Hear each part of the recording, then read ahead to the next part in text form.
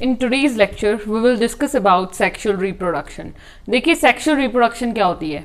Basically अगर sexual reproduction की हम बात करें, so it is totally different from asexual. It is the opposite of the asexual reproduction. Asexual में simply DNA की कॉपिंग होती है और एक न्यू इंडिविजुअल की क्रिएशन हो जाती है. लेकिन इसमें डीएनए कॉपिंग तो एक बेस है ही, ठीक है, डीएनए कॉपिंग तो होगी, लेकिन उसके अलावा भी it is a long and slow process. Asexual reproduction is a fast process और you can say very fast process in some cases, but sexual reproduction is a slow process. Okay, इसके लिए बहुत टाइम लग जाता है. ये दोनों एक दूसरे से अलग हैं. एसेक्सुअल में क्या होता है कि आपको सेम तरह के इंडिविजुअल मिलेंगे, जैसा पेरेंट था वैसा ही उनका जनरेशन होगा. लेकिन सेक्सुअल रिप्रोडक्शन में ऐसा नहीं होता है. सेक्सुअल में यूजुअली डिफरेंस देखा जाता है. जैसे कि हम ह्यूमन बीइंग्स में ही ले लें, हमारे मम्मी पापा की शक्ल हमारी शक्ल से क्या है, डिफरेंट है. सो आप देख सकते हैं कि सेक्सुअल रिप्रोडक्शन में क्या होता है, डिफरेंसेस अराइज करते हैं, जबकि एसेक्सुअल में सिर्फ डीएनए कॉपिंग की बात थी. सेक्सुअल का मतलब होता है कि जहां पर मेल और फीमेल दोनों सेक्सेस की जरूरत होती है. Okay, and the cells from both the sexes will get combined and leads to the formation of the new generation individual. Okay, we will see कि ये फॉर्मेशन कैसे होती है. लेकिन एसेक्सुअल में ऐसा नहीं है. एसेक्सुअल में क्या हो रहा था कि एक सेल अपनी बॉडी से ही एक नया इंडिविजुअल, आप बोल सकते हो कि अपनी डुप्लीकेट कॉपी ही क्रिएट कर दे रहा है हूबहू एसेक्सुअल में. लेकिन यहाँ पर ऐसा नहीं है.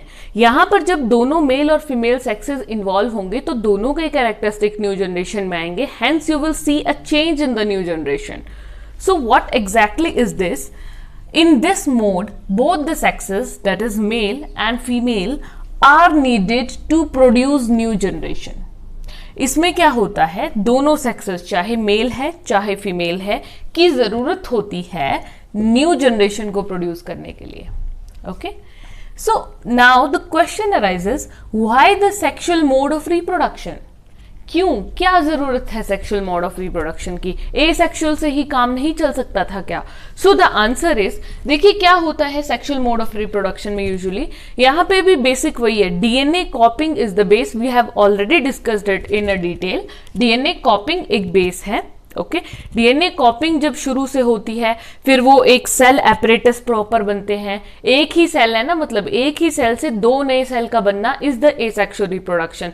लेकिन यहां पर क्या होगा, डीएनए कॉपिंग होती है एसेक्सुअल की अगर बात करें, तो उसी में क्या होगा, एक ही सेल के अंदर सेल एपरेटस तैयार होंगे अलग अलग, ताकि जब डीएनए मल्टीप्लाई करे तो उन दोनों अलग अलग सेल एपरेटस में डीएनए जाएगा, उन दोनों में जाएगा, एंड देन अल्टीमेटली एक न्यू इंडिविजुअल्स की फॉर्मेशन होगी. उसमें से दो इंडिविजुअल निकलेंगे. जब दो सेल एपरेटस हैं तो दो इंडिविजुअल नए बन जाएंगे और दोनों में सेम ही कंटेंट होता है.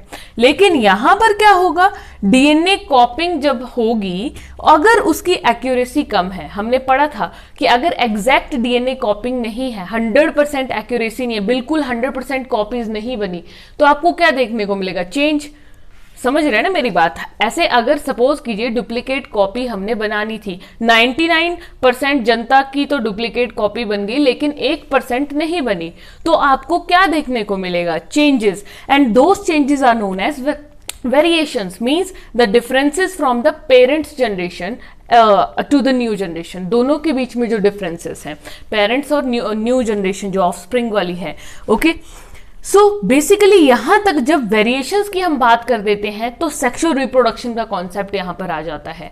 यूजुअली एग्जैक्ट कॉपीज है तो एसेक्सुअल. वेरिएशंस की बात हो गई. Variations is the base of the sexual reproduction and we all know that what is the importance of variation. They are important for the survival. अगर हमें सर्वाइवल टू द फिटेस्ट करना है तो हमें वेरिएशंस बहुत जरूरी हैं, सर्वाइवल में हेल्प करती हैं, ताकि जब भी कोई ड्रास्टिक सिचुएशन आए तो हम उसको कॉप अप कर पाए. सेक्सुअल रिप्रोडक्शन में क्या होगा कि वेरिएशंस तो आ गई इंडिविजुअल्स में. सेक्सुअल में होगा कि एक मेल जिसमें वेरिएशंस हैं और एक फीमेल जिसमें वेरिएशंस हैं, उन दोनों का कॉम्बिनेशन होगा, उन दोनों के रिप्रोडक्टिव सेल्स का आपस में कॉम्बिनेशन फ्यूजन होगा, and ultimately that fusion will always lead to a new variant formation. जब दो वेरिएशंस मिलेंगी तो एक और नया वेरिएंट तैयार हो जाएगा। सो इसी तरह से पॉपुलेशन बढ़ती जाती है, ठीक है, ऐसे ही सृष्टि चलती है। इसका मतलब क्या, वेरिएशंस के मिलने का मतलब है कि दो अलग अलग इंडिविजुअल जो मेल और फीमेल है, मेल का डीएनए फीमेल के डीएनए के साथ कंबाइन करेगा, है ना। दोनों के सेल होते हैं, सेल के अंदर क्या होता है, न्यूक्लियस, न्यूक्लियस के अंदर क्या होता है, डीएनए, वो कंबाइन करेगा दो डिफरेंट लोगों का। तो आपको कहाँ मिलेगा ये सब, ये जो सारा प्रोसेस है यूजुअली रिप्रोडक्टिव सेल्स में हो रहा है। और हम लोग क्या है, हाईली मल्टी सेलुलर ऑर्गेनिजम्स हैं, बहुत सारे सेल्स हैं हमारी बॉडी में, ठीक है। तो हमारी बॉडी में सेक्सुअल रिप्रोडक्शन पॉसिबल नहीं है, तो सेक्सुअल रिप्रोडक्शन होती है तो उसके लिए स्पेशलाइज्ड सेल्स हैं स्पेशलाइज्ड ऑर्गन्स में। We have a large body with special organs like liver, kidneys, heart, lungs, so many organs, okay? different functions हैं इनके, और इनके अपने अपने अलग अलग स्पेशल सेल्स होते हैं जो अलग अलग फंक्शन परफॉर्म करते हैं। तो उन सब का डीएनए इसी तरह से क्या करता है, मल्टीप्लाई करता है, ओके। एंड जब ये सारा प्रोसेस होता है, जो इनके सेल्स हैं उनमें बेसिकली क्या होगा, चाहे वो मेल के सेल हैं, चाहे फीमेल के, चाहे किसी भी इंडिविजुअल के, मियोसिस टेक प्लेस करती है।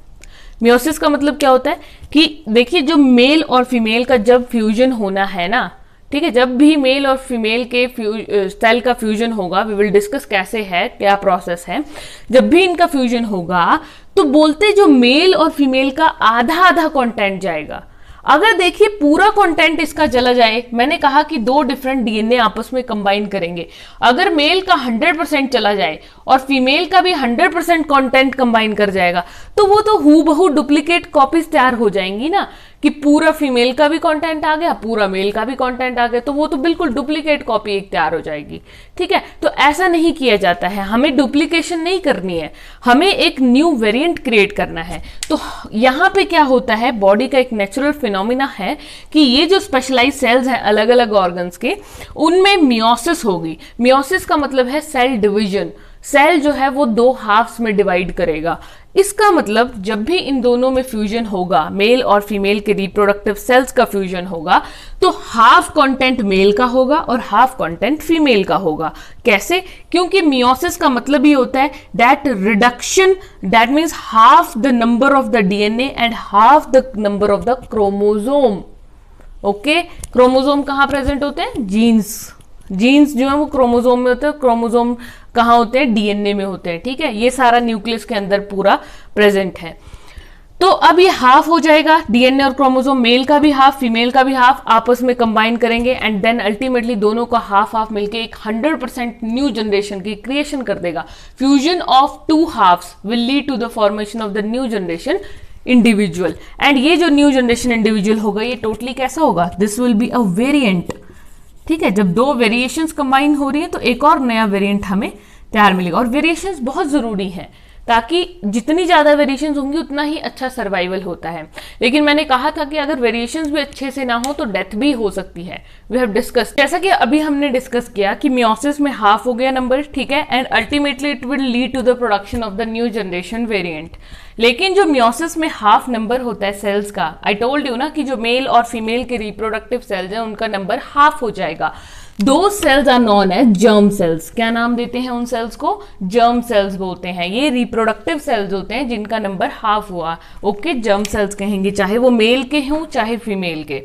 अब दोनों में डिफरेंस क्या है? बेसिकली जो जर्म सेल्स हैं उनमें फूड स्टोर होता है। फूड क्यों स्टोर होता है? क्योंकि जब इनका फ्यूजन होगा मेल का फीमेल के साथ, so they require energy for this work, तो वो एनर्जी उनके अंदर स्टोर है। फूड ऐसा नहीं कि खाना भरा पड़ा है उधर, ठीक है। फूड मीन्स इनमें क्या स्टोर हो सकता है? जैसे स्पर्म में फ्रुक्टोज स्टोर हो सकता है, ठीक है।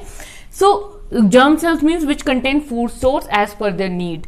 नाउ मेल्स में क्या होता है? मेल्स के अगर फीचर की बात करें, जो मेल का जर्म सेल होगा वो मोटाइल होगा। मोटाइल मीन्स वो मूव करने वाला होगा, मूविंग, एंड स्मॉल साइज का होगा। फीमेल में नॉन मोटाइल जर्म सेल होगा और लार्ज होगा, ओके। नॉन मोटाइल मीन्स वो मूव नहीं कर सकता। इट मीन्स दैट मेल का जो जर्म सेल्स है उसको मूव करना पड़ेगा towards female and when they both will get fuse. और हाँ, मेल्स में जो जर्म सेल्स होते हैं, या आप बोल सकते हो मेल सेक्स गैमीट्स क्या होते हैं? स्पर्म्स, है ना। और फीमेल सेक्स गैमीट्स क्या होते हैं? ओवा या फिर eggs. When these both will combine, sperms combine with the ova, okay, means both germ cells male और फीमेल के जब कंबाइन करेंगे, मेल में स्पर्म होते हैं और फीमेल में ओवा, reproductive. Okay, so the combination of these two will lead to the formation of a new variant that is known as zygote.